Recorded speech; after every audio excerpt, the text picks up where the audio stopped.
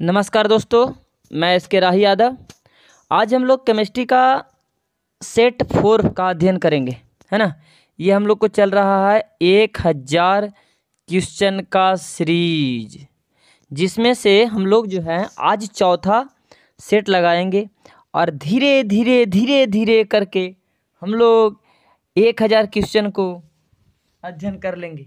मेरा ये दावा है, मैं बार बार यही बोलता हूँ, आशा न पूर्ण विश्वास है इस सेट पे कि मैं जिस तरीक़ा से इसको टॉपिक का एक एक पॉइंट से मैं छाटा हूँ, उसी तरह यह इस पे हम भरोसा कर सकते हैं कि इससे बाहर नहीं आने वाला है।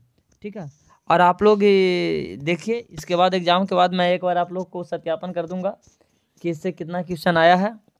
ठीक है। तो इस सेट 4 हम लोग आज लगाएंगे। सेट चौथा हम लोग को चलेगा। सेट चौथा के बारे में हम लोग पढ़ेंगे, सेट 4 के बारे में। चलिए ठीक है। तो हम लोग आज सेट 4 का पहला क्वेश्चन देखेंगे। ये रहा मेरा सेट 4, कह रहा है। और कल से जो है कि हिंदी इंग्लिश मिक्स का जो है कि बोथ वीडियो रहेगा, जिसमें हिंदी और इंग्लिश दोनों रहेगा। बट इसमें अब कोई चांस नहीं है कि 1000 क्वेश्चन में जो तैयार करना था मैं तैयार कर दिया 1000 क्वेश्चन। उसमें अब चांस नहीं है कि हिंदी इंग्लिश बोथ हो सकता है। बट इंग्लिश के लिए 5 सेट अलग से और 10 सेट अलग से व्यवस्था किया गया हिंदी इंग्लिश बोथ के लिए। 10 सेट इस 1000 क्वेश्चन के अलावा मैं 10 सेट उसका इंतज़ाम किया हूँ, वो भी 21 तारीख से एक एक करके आएगा। तो चलिए बढ़ते हैं हम लोग क्वेश्चन की ओर। आज का क्वेश्चन जो है बहुत बवाल है, धमाकेदार। ठीक है।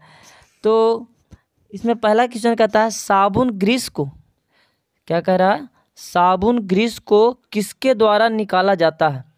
साबुन ग्रीस को किसके द्वारा निकाला जाता है। तो ध्यान दीजिएगा कि साबुन ग्रीस को किसके द्वारा निकाला जाता है। तो अधिशोषण, अधिशोषण मतलब क्या होता है, जमा। ठीक है ना। अवशोषण व अधिशोषण मतलब कोई यहाँ पर कोई पदार्थ है और इसके ऊपर जमा हो गया तो अधिशोषण। एक होता है इमल्सीकरण, पाइसीकरण होता है, और एक होता है अस्कंदन। पाइसीकरण कि जब दो इमल्सन क्या होता है कि जब दो चीज़ को मिलाते हैं तो मिलाने से क्या होता है, जब द्रव और मतलब कि द्रव को मिलाते हैं तो उसको कहते हैं इमल्सीकरण। अस्कंदन क्या होता है कि अस्कंदन कि जब कोई सॉल्यूशन है और सॉल्यूशन में कोई क्लोराइड विलयन है या इसमें कुछ अशुद्धियाँ हैं और इसमें बाहर से कुछ मिलाया जाए और मिलाने पर इसमें जो अशुद्धियाँ हैं वो सतह में बैठ जाती है। क्या होती है, सतह में बैठ जाती है। इस क्रिया को हम कहते हैं अस्कंदन। ध्यान से समझिएगा, इस क्रिया को क्या कहते हैं, अस्कंदन। अब कह रहा है साबुन ग्रीस को किसके द्वारा अलग निकाला जाता है, साबुन और ग्रीस को। तो हम यहाँ पे कह सकते हैं कि ये इमल्सीकरण जो है ये आसान से हो जाएगा, इमल्सीकरण। अस्कंदन तो होगा नहीं, साबुन ग्रीस का अगर मिश्रण रहेगा तो उसको हम किसी तरीक़ा से अस्कंदित नहीं कर सकते हैं। ठीक है। तो ये आपका आंसर हो जाएगा बी। चलिए बढ़ते हैं नेक्स्ट क्वेश्चन पे। ठीक है। दूसरा क्वेश्चन कहता है कि भौतिक अधिशोषण में ऊष्मा का उत्सर्जन होता है। ठीक है ना। तो भौतिक अधिशोषण कहेगा तो भौतिक अधिशोषण में हो जाएगा 20 से 40 किलो जूल पर मोल। और अगर रासायनिक अधिशोषण कहता है तो 80 से 240, इसमें ऑप्शन नहीं दिया है, हो जाना चाहिए था 80 से 240 किलो जूल पर मोल। ठीक है। तो ये भौतिक अधिशोषण की बात कर रहा है, किसका बात कर रहा है, भौतिक अधिशोषण। तो भौतिक अधिशोषण में कितना हो जाएगा, 20 से 40। और रासायनिक अधिशोषण कहेगा तो 80 से 240। भौतिक अधिशोषण में कम ऊष्मा खपत होता है और रासायनिक में अधिक होता है। अब कह रहा है यहाँ पे भौतिक अधिशोषण रासायनिक अधिशोषण की बात कर रहा है। तो वीडियो थोड़ा लंबा जाएगा क्योंकि मैं इसमें सब्जेक्टिव बात भी करने वाला हूँ। तो ध्यान दीजिएगा कि इसमें क्वेश्चन आपको 2 नंबर में पूछ देगा कि भौतिक अधिशोषण और रासायनिक अधिशोषण। तो इसमें अंतर पूछेगा भौतिक अधिशोषण और रासायनिक अधिशोषण। देखिए भौतिक अधिशोषण में जो है कि बहुपरतीय होता है। जब हम लोग क्लास में पढ़ते हैं तो कहते हैं कि भौतिक अधिशोषण में अगर नहीं नहाएं तो उस पर मैल जम गया, नाली में कूद गए तो उस पर कचरा जम गया, उसके बाद में धूली में घूरे तो उसमें धूली, मैंने परत बाई परत चढ़ते चला जाता है भौतिक अधिशोषण में।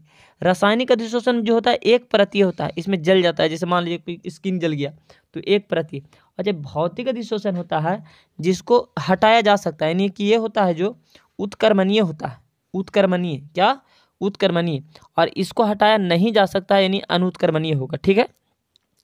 उसके बाद में भौतिक वाला में ऊष्मा की बात कहा थी, इसमें ऊष्मा होता है 20 से 40, इसमें हो जाएगा कितना 80 से 240, 80 से कितना 240, ठीक है। उसके बाद में ये जो होता है, ये भौतिक वाला जो होता है इसका पृष्ठ क्षेत्रफल, पृष्ठ जितना ज़्यादा लंबा चौड़ा पृष्ठ रहेगा उतना काम करेगा। और रासायनिक वाला होता है कि पृष्ठ क्षेत्र पर निर्भर नहीं करता है। तो हम बढ़ते हैं अगला क्वेश्चन पर। इस प्रकार से आपका 2 नंबर का क्वेश्चन हम बता रहे थे। 2 नंबर क्वेश्चन अगर देखते हैं तो आपका आंसर हो जाएगा कौन, ए। चलिए बढ़ते हैं आगे। नेक्स्ट क्वेश्चन, क्वेश्चन नंबर 3 कह रहा कि बृहद क्लोराइड का उदाहरण निम्न में से कौन नहीं है। तो देखिए इसमें हम लोग आज हम क्या बोलें कि सब्जेक्टिव ऑब्जेक्टिव के साथ इसमें थोड़ा सा हम लोग देखेंगे, सब्जेक्टिव भी देखेंगे ऑब्जेक्टिव भी देखेंगे। हम बोले थे क्लोराइड जो होता है आणविक कण के आधार पर क्लोराइड 3 प्रकार के बताए थे। एक बताए थे बहुआण्विक, क्या बताए थे, बहुआण्विक क्लोराइड, और एक बोले थे बृहद आणविक क्लोराइड, बृहद आणविक, और एक बोले थे सहचारी, क्या बोले थे, सहचारी, है ना, ध्यान दीजिएगा। बहुआण्विक, बृहद आणविक, सहचारी। बहुआण्विक जिसमें बहुत सारा हो, ठीक है ना, छोटा छोटा कण मिलकर के बहुत सारा हो उसको बहुआण्विक कहते हैं। बृहद आणविक कि छोटा छोटा कण मिलकर एक बड़ा अणु का निर्माण करे, जिसमें छोटा छोटा कण हो उसको बहुआण्विक कहेंगे। और छोटा छोटा कण मिलकर एक बड़ा बनावे, बड़ा का निर्माण करे जैसे बहुलक, इसे बृहद आणविक में आ जाएगा। और एक सहचारी क्लोराइड बोले थे, सहचारी क्लोराइड, तीनों के बारे में समझिएगा कि बहुआण्विक क्लोराइड में क्या बताया मैं कि छोटा छोटा बहुत सारे कण मिलकर बने होंगे तो उसको बहुआण्विक क्लोराइड कहेंगे, ठीक है ना। और छोटा अणु मिलकर के बड़ा अणु का निर्माण करेगा उसको बृहद आणविक कहेंगे, जिसमें हो जाएगा सब बहुलक हो जाएगा, पॉलीथीन हो जाएगा, नायलॉन हो जाएगा, उसके बाद में सेलुलोज हो जाएगा, स्टार्च हो जाएगा, सारा चीज़ हो जाएगा, जितना बहुलक है वो सारा। और बृहद आणविक क्लोराइड में होता है जिसको हम कहते हैं सहचारी क्लोराइड, बृहद, इसको मिसल्स भी कहते हैं। मिसल्स कहने का मतलब कि तीसरा वाला की अगर बात किया जाए थर्ड वाला के, तो थर्ड वाला बात किया जाए तो इसमें हम कह सकते हैं कि क्या बोला जाता है कि जैसे मतलब कम सांद्रता पर जो है ना, कम सांद्रता पर विद्युत अपघटन के जैसा व्यवहार करे, कम सांद्रता पर कैसा, विद्युत अपघटन के जैसा, और उच्च सांद्रता पर क्लोराइडी कण के जैसा व्यवहार करे। अगर सांद्रता कम है तो विद्युत अपघटन के जैसा व्यवहार करे, विद्युत अपघट जैसे, विद्युत अपघट क्या होता है। अब देखिए बात यहाँ से लिंक निकल जाता है तो हम विद्युत अपघट के बारे में बताते हैं। सबसे पहले यहाँ से सहचारी क्लोराइड पढ़ लीजिए कि अगर कम सांद्रता रहे तो कैसा, विद्युत अपघट, विद्युत अपघट, विद्युत अपघट। और उच्च सांद्रता रहे तो क्या हो जाएगा, कोलॉइडी कण जैसा, कैसा, कोलॉइडी कण जैसा व्यवहार करें। अब देखिए बात आती है विद्युत अपघट का, तो विद्युत अपघट क्या होता है, ध्यान देंगे कि विद्युत अपघट होता है कि वैसा पदार्थ जो विद्युत धारा की सहायता से, ये विद्युत अपघटन में फैराडे ला पढ़ाएंगे, अगर तीसरा क्वेश्चन का तीसरा चैप्टर का आएगा फैराडे के अनुसार तो उस पर हम बताएंगे, ठीक है ना। क्या बताएंगे कि विद्युत अपघटन वैसा पदार्थ जो विद्युत धारा की सहायता से आयन में टूट जाए उसको विद्युत अपघट कहते हैं। और उस टूटने मतलब पदार्थ को आयन में टूटने की क्रिया को विद्युत अपघटन कहते हैं, है ना। तो विद्युत अपघट समझ में आ गया होगा। तो सहचारी क्लोराइड, बहुआण्विक क्लोराइड, बृहद आणविक क्लोराइड, ये तीनों समझ में आ गया। बहुआण्विक क्लोराइड में छोटा छोटा बहुत सारे कण होते हैं उसको बहुआण्विक क्लोराइड कहते हैं। बृहद आणविक क्लोराइड में हो जाएगा कि छोटा अणु मिल करके एक बड़ा अणु का निर्माण करता है जैसे बहुलक हो जाएगा। सहचारी में कि कम सांद्रता पर विद्युत अपघट के जैसा, कम सांद्रता में विद्युत अपघट के जैसा, और अधिक सांद्रता में क्लोराइडी कण के जैसा व्यवहार करता है। तो ये हम लोग पढ़ रहे थे कि कथा, मतलब ये तीसरा क्वेश्चन देख रहे थे क्लोराइड का हम बताने लगे। क्लोराइड का उदाहरण निम्न में से कौन है। यहाँ पे लिख दिया छोटा सा लिखा है बृहद आणविक क्लोराइड, बृहद यानी बहुत बड़ा, ठीक है ना, बहु नहीं करा, बृहद। तो बृहद आणविक क्लोराइड का उदाहरण क्या है, तो आपका आंसर हो जाएगा सल्फर। सल्फर जो हो जाएगा क्या हो जाएगा, बृहद आणविक क्लोराइड, ठीक है ना, ये हो जाएगा बृहद आणविक क्लोराइड, है ना। उसके बाद में बढ़ते हैं नेक्स्ट क्वेश्चन की ओर बढ़ते हैं कि किस गैस का अवशोषण चारकोल के द्वारा सबसे अधिक होता है। तो मतलब कि आपका चौथा नंबर हो जाएगा कार्बन मोनोऑक्साइड का। किसका? कार्बन मोनोऑक्साइड का। चलिए बढ़ते हैं आगे। कह रहा औषधियाँ किस अवस्था में सर्वाधिक प्रभावित होती है? तो औषधियाँ जो है किस अवस्था में, नंबर 5 में देखिएगा, कह रहा है कि औषधियाँ किस अवस्था में सर्वाधिक प्रभावित होती है। तो ये जो होता है ना कोलोइड के फॉर्म में, कोलोइड मतलब कि दो चीज़ उसमें मिलाएंगे और मिलने के बाद जो बनेगा उसको कोलोइड कहते हैं, ठोस। तो वैसे तो सिंगल चीज़ का भी कुछ का ठोस हो जाएगा। बिलियन, बिलियन में मतलब कि अगर उसमें सॉल्वेंट ज़्यादा रहेगा और जो सॉलिड मिलाएंगे वो कम रहेगा तो दिक्कत है। इसलिए कोलोइड फॉर्म में जो होता है ज़्यादा प्रभावी होता है। क्वेश्चन नंबर 6 कह रहा है कि कोलोइडी को शुद्ध करने के विधि कहते हैं। तो कोलोइडी शुद्ध करने के विधि को क्या कहते हैं? क्वेश्चन नंबर 6 में तो देखिए कोलोइड को पेप्टिकरण विधि द्वारा भी शुद्ध किया जाता है, अस्कंदन विधि द्वारा भी किया जाता है, अपोहन, विद्युत अपोहन, अब्रेडिक आर्क विधि। ये हमारा हिसाब से सब हो जाएगा, यानी एक ई ऑप्शन बना करके और लिख दीजिए सभी। क्या लिख दीजिए? सभी। चलिए आगे बढ़ते हैं कि परमाणु द्रव्यमान बराबर होता है। यह हमेशा पूछता है और आपसे पूछता ही रहेगा। एक बात इस पे ध्यान दीजिएगा, हमेशा ध्यान देने वाली बात यह है कि परमाणु संख्या और परमाणु द्रव्यमान ये दो चीज़ हमेशा पूछता है। हालांकि ये 11th का चीज़ है और 11 से ही बहुत सारा क्वेश्चन उठाता है। मैं एक वीडियो बनाऊंगा जिसमें 11 चैप्टर से जो ऑब्जेक्टिव पूछता है वो सारा कवर हो जाए। कह रहा है परमाणु द्रव्यमान। तो परमाणु द्रव्यमान प्रोटॉन और न्यूट्रॉन के बराबर होता है। परमाणु द्रव्यमान जो होता है प्रोटॉन और न्यूट्रॉन के बराबर। हम जानते हैं कि कोई भी परमाणु में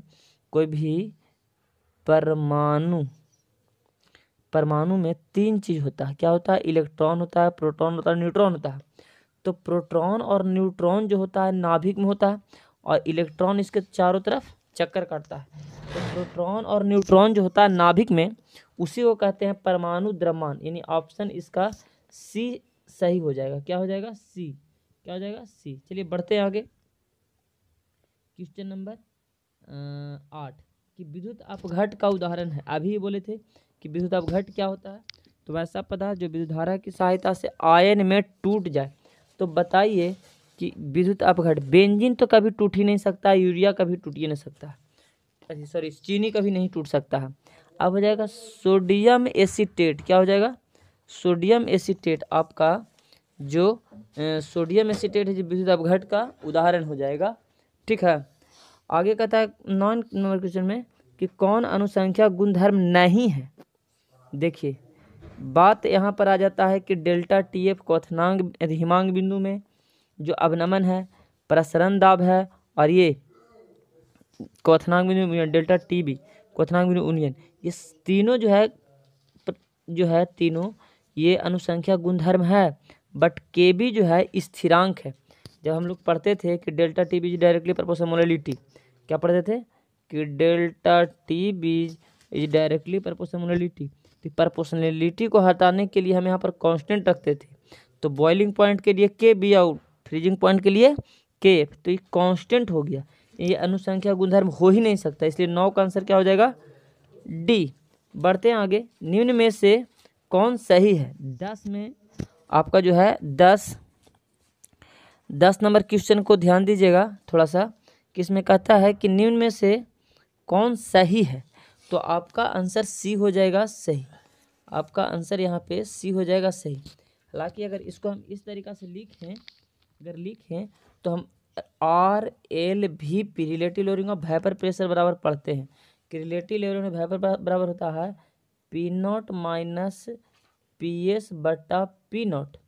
और अगर आर एल वी पी की बात करें तो रॉल्स के नियम के अनुसार तो विलेय के मूल अंश के क्या होता है? बराबर होता है। अगर इसको कांस्टेंट कर दिया जाए तो के बराबर क्या हो जाएगा? P not minus P S बटा पी नॉट। तो इस प्रकार आंसर आपका सी हो जाना चाहिए। चलिए 11 नंबर क्वेश्चन में देखते हैं। निम्न में सबसे खराब सुचालक कौन है? देखिए कितना अच्छा सवाल पूछा है कि खराब, अच्छा नहीं खराब कह दिया, खराब सुचालक है। तो खराब सुचालक यानी कि जो मतलब पदार्थ के 3 गुण होता है। एक विद्युतीय गुण में 3 होता है, एक चालक, एक होता है कुचालक, एक होता है अर्धचालक। चालक जिससे विद्युत धारा प्रवाह हो उसे कहेंगे चालक, जिससे विद्युत धारा प्रवाह नहीं हो उसे कहेंगे कुचालक, और जिससे विद्युत धारा प्रवाह थोड़ा थोड़ा हो यानी कि चालक और कुचालक के बीच में हो उसको कहते हैं अर्धचालक। चालक में जो चालकता क्षमता होता है 10⁻⁴ से 10⁻⁷ ओम इनवर्स मीटर इनवर्स। ध्यान दीजिएगा, ओम इनवर्स मीटर इनवर्स, इस तरीक़ा से। और इसमें हो जाएगा कुचालक में 10⁻⁻20 से 10⁻⁻10, और इसमें हो जाएगा दोनों के बीच में यानी कि 10⁻⁻7 से 10⁻⁻3 तक अर्धचालक में। अर्धचालक आगे चल के पढ़ेंगे 2 प्रकार के, एगो एन प्रकार, एगो पी प्रकार। अगर वर्ग 15 से तत्व को 14 में डाला जाए तो एन टाइप हो जाएगा, और वर्ग 13 से 14 में डाला जाए तो पी प्रकार हो जाएगा। ठीक है, तो इस प्रकार आपका कहता है कि सुचालक है, खराब सुचालक है। तो देखिए आपको कि सोडियम स्टीरेट लिक्विड में है, अल्कोहल लिक्विड में है, और पोटेशियम हाइड्रोक्साइड लिक्विड में है, लेकिन NaCl जो है सॉलिड में है, तो इससे विद्युत धारा प्रवाह नहीं होगा। ठीक है ना। हालांकि विद्युत धारा सुचालक कोई नहीं है, अगर विधिवत देखा जाए तो विद्युत का सुचालक कोई नहीं है, बट इसमें जो है कि ये लिक्विड में है, अल्कोहल भी लिक्विड में है, और KOH भी लिक्विड में है, बट NaCl जो है सोडियम क्लोराइड नमक जो लिक्विड में नहीं होता है, सॉलिड में होता है, जिसके कारण इससे विद्युत धारा का प्रवाह नहीं होगा, है ना। चालक की इकाई है, अभी हम लोग पढ़ें कि चालक का इकाई क्या है। क्वेश्चन नंबर 12 ध्यान से देखिएगा, ओम इनवर्स मीटर इनवर्स। देखिए थोड़ा सा गलती कर दिया यहाँ पर, ओम इनवर्स मीटर इनवर्स होना चाहिए था, तो सेंटीमीटर लिख दिया, कोई दिक्कत नहीं। अगर सेंटीमीटर लेंगे सेंटीमीटर, मीटर लेंगे मीटर, लेकिन ज़्यादातर हम लोग को मीटर ही लिया जाता है। ठीक है, अभी हम लोग बोले ना कि चालक का चालकता क्षमता होगा 10⁻⁴ से 10⁻⁷ ओम इनवर्स मीटर इनवर्स, तो वही कहता है चालक की इकाई क्या है, तो ओम इनवर्स मीटर इनवर्स। कि OHM लिखा ना, इसी को सिंबल हम इसे लिख सकते हैं। ठीक है, चलिए आगे बढ़ते हैं। आगे कहता है कि क्वेश्चन नंबर 13 में कि 1 फैराडे यानी 96,500 किलो विद्युत धारा CuSO4 के घोल से मुक्त कराई जाती है। ठीक है ना, CO घोल से मुक्त कराई जाती है, तो इसमें कराई जाती है तो कितना प्राप्त होगा, कॉपर। ठीक है, कहता है CuSO4 से घोल से प्राप्त किया जाता है तो कॉपर कितना प्राप्त होगा। 30 नंबर क्वेश्चन का आप इसका आंसर बी हो जाएगा। क्या हो जाएगा, बी।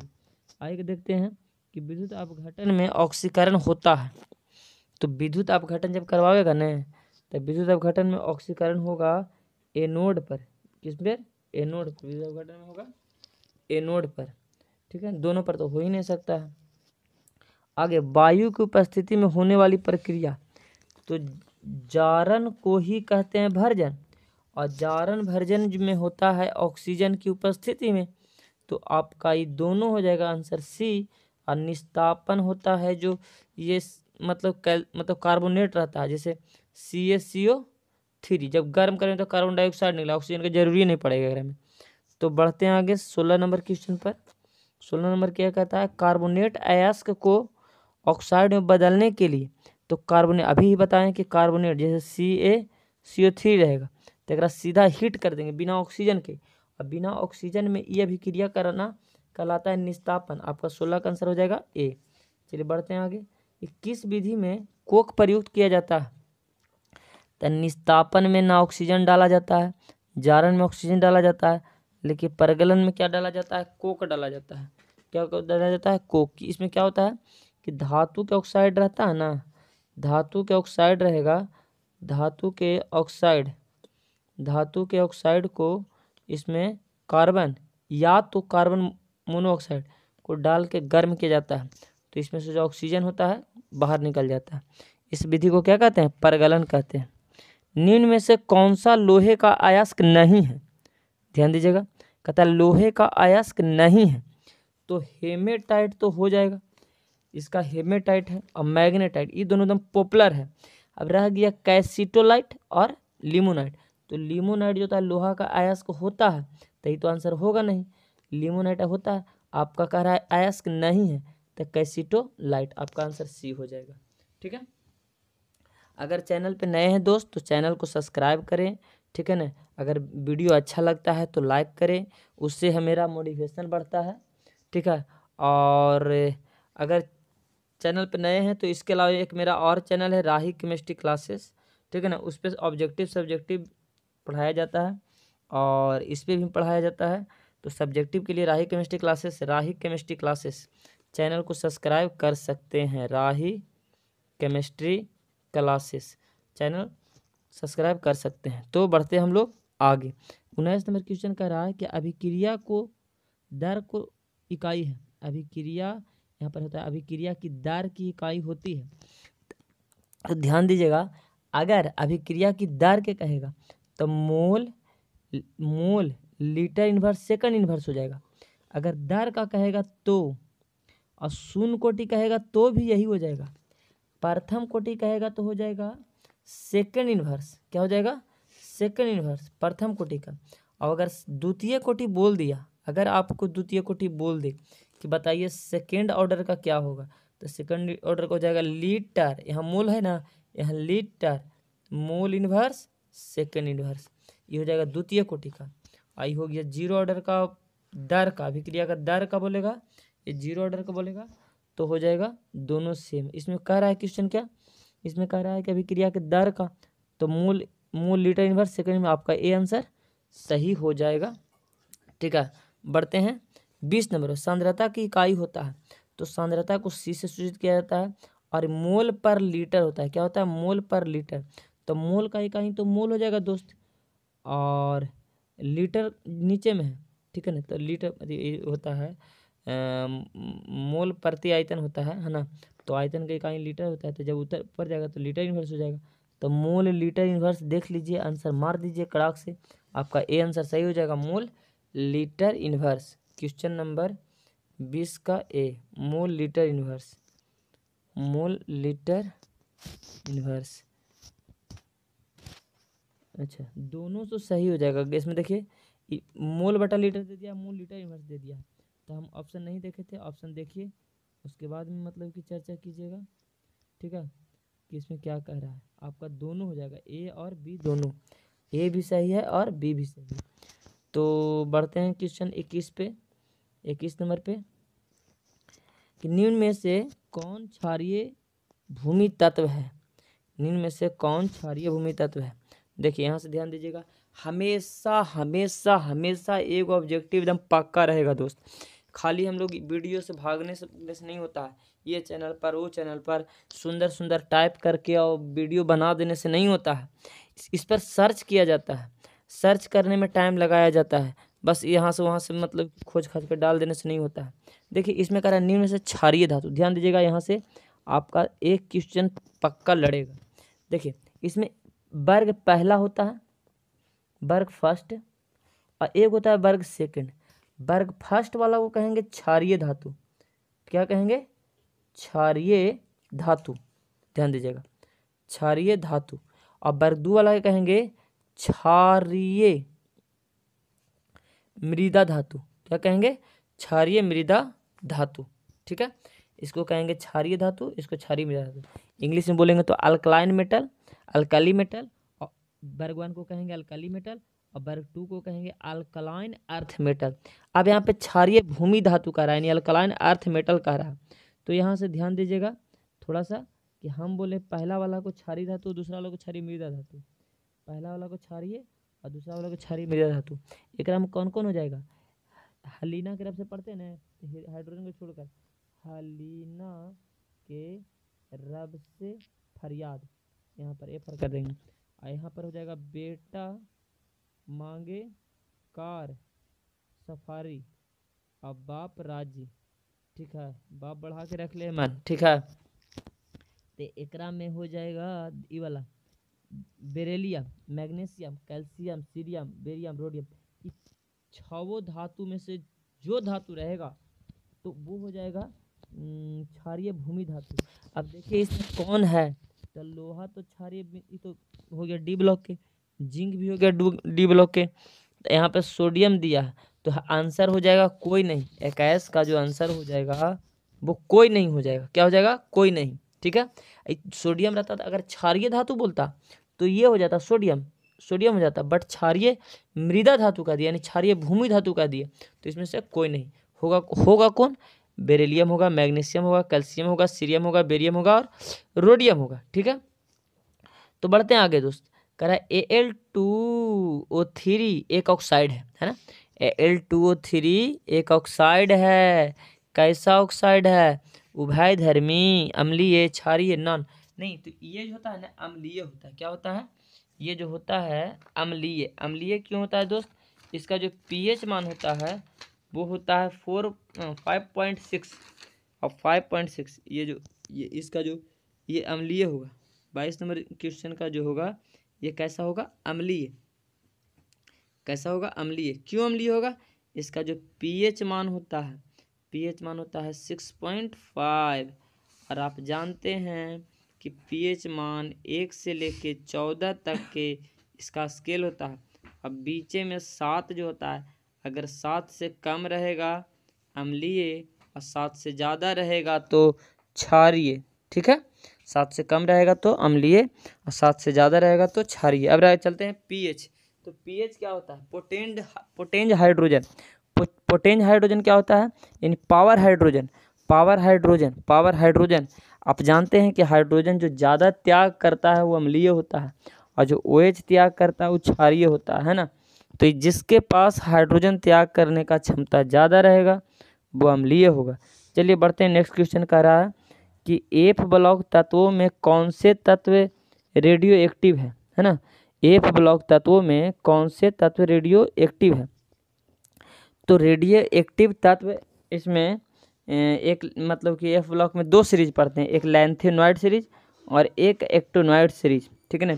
तो लैंथेनॉइड सीरीज और एक्टिनॉइड सीरीज हम लोग अध्ययन करते हैं, जिसमें लैंथेनॉइड और एक्टिनॉइड दोनों जो है रेडियो एक्टिव तत्व, लैंथेनॉइड भी एक्टिनॉइड भी। आपका आंसर हो जाएगा सी। ठीक है, चलिए बढ़ते हैं।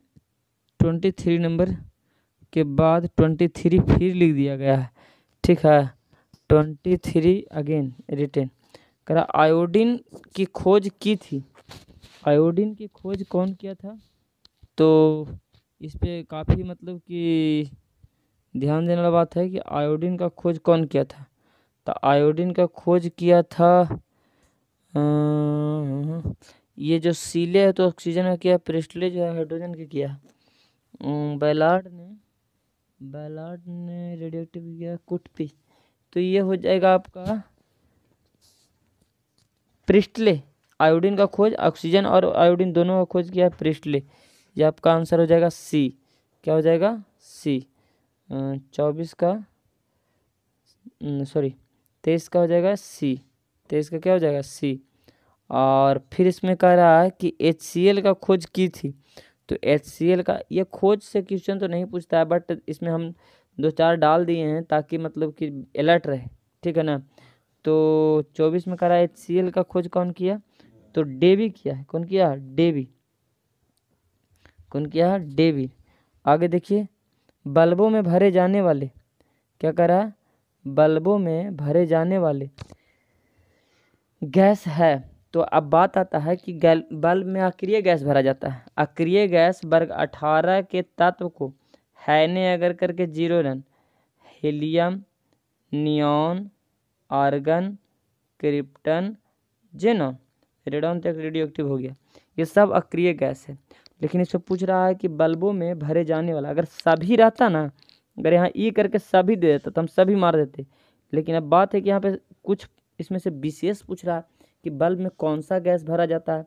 तो आपका हो जाएगा आंसर सी, आर्गन जो है विशेष रूप से भरा जाता है। आपका ऑप्शन में नाइट्रोजन कभी कभी दे दे तो हम नाइट्रोजन मार देंगे, क्योंकि नाइट्रोजन जो होता है अक्रिय होता है। ठीक है ना, इसलिए नाइट्रोजन भी भरा जाता है, ध्यान दीजिएगा। चलिए बढ़ते हैं 26 नंबर में कि कार्बनिक ठोस की शुद्धता का लक्षण है। कहता है कोई कार्बनिक ठोस है, कार्बनिक पदार्थ है ठोस के रूप में, उसका शुद्धता का क्या लक्षण है? कैसे हम जानेंगे कि ये जो कार्बनिक पदार्थ है शुद्ध है? ठीक है, तो यहाँ पे उसका घनत्व देखना, ना उसका हम क्वथनांक देखेंगे ना उसका हम गलनांक देखेंगे, उसका विशिष्ट घनत्व को हम देख करके बता सकते हैं कि ये जो है इसका शुद्धता में क्या है। कह रहा इथेन में कार्बन का प्रसंकरण क्या होता है। अब देखिए इथेन का दिया, इथेन में हम मार देंगे sp3, कोई आप लोग कहिएगा नहीं इथेन में sp3, तो बात आता है प्रसंकरण, किसका बात आता है, संकरण, संकरण बोले या बोले प्रसंकरण, अंग्रेजी में हाइब्रिडाइजेशन। तो हम थोड़ा सा ध्यान देंगे उस पर, ठीक है ना, कि प्रसंकरण, इससे भी इसको भी VVI लगा लो, ट्रिपल स्टार, नोटबुक में जाकर, नोटबुक में एकदम लिख लीजिए, ठीक है ना, जो भी मैं बता रहा हूँ उसको नोटबुक में आप जा कर के लिख लीजिए तुरंत से, ठीक है, तो आपको समझ में आएगा, है ना। तो बात है यहाँ पर कि प्रसंकरण, मैं प्रसंकरण सिखाता हूँ आपको पहले कि इथेन कह रहा है, ठीक है ना। तो प्रसंकरण के लिए देखिए क्या करना है, प्रसंकरण के लिए हमको क्या करना है, प्रसंकरण के लिए हमको प्रसंकरण के लिए जो है वीडियो थोड़ा लंबा जाएगा दोस्त, लेकिन बहुत बेहतरीन तरीका से मैं इसमें डील कर रहा हूँ। तो इथेन है, तो यहाँ से इस तरीका होता है, इथेन 2 कार्बन। अब यहाँ से देखिए, यहाँ पर 1 कार्बन इधर है, 1 कार्बन इधर, 1 सिग्मा, 2 सिग्मा, 3 सिग्मा, 4 सिग्मा, तो 1 S में और 3 P में, sp3। और इस पर मैं एक वीडियो बनाऊंगा केवल प्रसंकरण के लिए, चूँकि हर एग्जाम में पूछता है। चलिए बढ़ते हैं कि अल्काइन, अल्काइन मतलब अल्काइन का सूत्र क्या है, तो हम बताए थे एक सिंगल बॉन्ड, एक डबल बॉन्ड, एक ट्रिपल बॉन्ड। तो सिंगल बॉन्ड में एन, ट्रिपल बॉन्ड में इन, और डबल बॉन्ड में इन, और ट्रिपल बॉन्ड में आइन। तो इसमें कहता है कि +2, एकरा में कुछ नहीं, एकरा में -2, एन वाला में दुगना से 2 ज़्यादा, एकरा में दोगुना, एकरा में दुगना से 2 कम। अब कह रहा है अल्काइन, अल्काइन यानी कि ट्रिपल बॉन्ड वाला कह रहा है। तो देखिए दोस्त कि -2 जहाँ रह कर राशि, आपका आंसर सही हो जाएगा। बढ़ते हैं 29 नंबर, हेलोएरिन में कार्बन का प्रसंकरण क्या होता है, तो हो जाएगा sp2। देखिए इस तरीका से बेंजीन होता है, बेंजीन यहाँ पर सिंगल डबल बॉन्ड होता है, यहाँ पर हेलोजन होता है, एक हाइड्रोजन इधर कर देंगे, तो यहाँ पे एक पाई बॉन्ड आ जाता है, जिसके वजह से 1 2 3 सिग्मा मिल पाता है, तो 1 S में और 2 P में। चलिए बढ़ते हैं आगे कि बेंजीन के क्लोरीकरण करने में क्रियाशील अवयव है, तो क्लोरीकरण करने में क्रियाशील अवकरण है, तो आ जाएगा Cl2, क्या, Cl2। चलिए बढ़ते हैं आगे, कार्बन का संयोजकता कितना होता है, ये सब लोग जानते हैं कि 4 होता है। विस्फोटक पदार्थ बनाने में, विस्फोटक मतलब ब्लास्ट करने वाले पदार्थ बनाने में प्रयुक्त करते हैं, तो ध्यान दीजिए ग्लिसरॉल। जो आदमी गुंडा टाइप से होगा वो ग्लिसरॉल जाके पहले खोजेगा कि चलो भाई मैं विस्फोटक पदार्थ बनाऊंगा, फलनवा के उड़ाऊंगा, है ना। तो ऐसा नहीं दोस्त, हम लोग जो है ईमानदार है। लकड़ी स्पिरिट जो एसीटोन के नाम से जाना जाता है, लकड़ी जो है स्पिरिट है, लकड़ी स्पिरिट है जो एसीटोन की, क्या चीज़ बोला, एसीटोन के नाम से जाना जाता है, वो हो जाएगा आपका मिथेनॉल। मिथेनॉल को हम लोग लकड़ी कह रहा है, एसीटोन हमको लगता है वो कीटोन होगा, लेकिन नहीं, आपका हो जाएगा इथेनॉल। 34 में कहता है कि जब फिनॉल को 2 हाइड्रोजन से अभिक्रिया कराई जाती है, 2 हाइड्रोजन से अभिक्रिया कराई जाती है, तो बेंजीन बनता है। क्या बनता है, बेंजीन। आपका 34 नंबर क्वेश्चन का आंसर बेंजीन हो जाएगा। क्या हो जाएगा, बेंजीन। बेंजीन ए में ऑप्शन है, ठीक है। उसके बाद में 35 नंबर क्वेश्चन कह रहा है कि CH3 और OCH2 का आइपस नेम। देखिए ऑक्सीजन के दोनों देने कार्बन रहे तो समझेंगे कि ईथर है, और ईथर का आइपक नहीं होता अल्कोक्सी एल्कोन।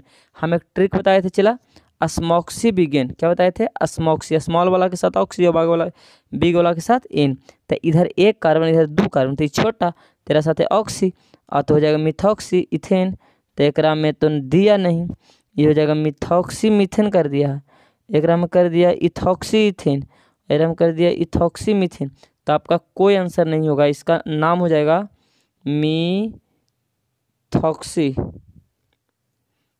मिथॉक्सी इथेन हो जाएगा। क्या हो जाएगा, मिथॉक्सी इथेन। चलिए बढ़ते हैं आगे, करा CHO HCOOH एक है, तो क्या है, तो ये हो जाएगा एक भास्मिक, क्या हो जाएगा, एक भास्मिक अम्ल ए। ऑप्शन ए 36 का ए हो जाएगा, है ना। सिरका में कौन सा अम्ल पाया जाता है? तो एसिटिक अम्ल।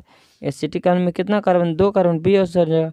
कीटोन का सूत्र है, तो कीटोन का ये हो जाएगा बी आपका CO और R, यानी RCOR, दोनों जने आर रहे CO के, तो उसको कहेंगे कीटोन। कहता है CH3CO CH3 आईपैक नेम है, यानी 1 2 3 कार्बन, 3 कार्बन को होता है प्रोप। अब कीटोन है, क्या है? कीटोन, तो हो जाएगा प्रोपानोन। क्या हो जाएगा? प्रोपानोन। तो प्रोपेनॉल, ये हो जाएगा प्रोपेनॉल, तो ये तो अल्कोहल का हो गया। प्रोपेन, तो ये तो खाली मतलब 3 कार्बन का हो गया। प्रोपेनॉन, आपका आंसर हो जाएगा सी, प्रोपेनॉन। कैल्शियम फॉर्मेट को सूक्ष्म स्रवण होता है। कैल्शियम फॉर्मेट का सूक्ष्म स्रवण से हमको मिलेगा फॉर्मिक एसिड। क्या मिलेगा? 40 के ए, फॉर्मिक एसिड। चलिए बढ़ते हैं आगे। 41 नंबर क्वेश्चन पर, एक प्रबल क्षार किससे अल्फा हाइड्रोजन कम कर सकते हैं? एक प्रबल क्षार किससे अल्फा हाइड्रोजन कम कर सकते हैं? तो हो जाएगा कीटोन से। किससे? कीटोन से। एनिलीन में पाई बॉन्ड की संख्या, एनिलीन, तो एनिलीन किसको कहते हैं? बेंजीन पर जब NH2 जुड़ा रहता है तो उसको एनिलीन कहते हैं। तो पाई बॉन्ड की संख्या एक यहाँ हो जाएगा, एक डबल बॉन्ड यहाँ है, तो यहाँ हो जाएगा, एक डबल बॉन्ड यहाँ है, 3। आपका आंसर हो जाएगा 3। चलिए बढ़ते हैं आगे। 43 नंबर क्वेश्चन में कहता है, निम्नलिखित में कौन बायोडिग्रेडेबल बहुलक है? तो हो जाएगा आपका सेलुलोज। पॉलीथीन कभी नहीं बायोडिग्रेडेबल होगा। PVC जो हम लोग बाथरूम के पाइप में, टंकी के पाइप में करते हैं, और नायलॉन 6 ये भी बायोडिग्रेडेबल नहीं है। नायलॉन जब भी अगर मिट्टी में चला गया तो जल्दी सड़ेगा नहीं, लेकिन इस सेलुलोज यानी पेड़ पौधा का जो होता है वो सेलुलोज से बना होता है, कोशिका। तो आगे कहता है कि पॉलीथीन एक बहुलक है। पॉलीथीन इथीन का, तो किसका? इथीन का आपका आंसर हो जाएगा बी, ठीक है ना। इथीन मतलब डबल बॉन्ड, और इथीन मतलब सिंगल बॉन्ड, और इथाइन मतलब ट्रिपल बॉन्ड। कई कार्बन के? 2 कार्बन, 2 कार्बन, 2 कार्बन। प्रोपाइन हो गया क्या कार्बन? 3 कार्बन के। चलिए दोस्त, आज का सेवा यहीं तक के, और वीडियो को लास्ट तक देखने के लिए आपको बहुत बहुत धन्यवाद। ये जो हमारा सीरीज़ चल रहा है 1000 का, आज हम लोग सेट चौथा पढ़े हैं।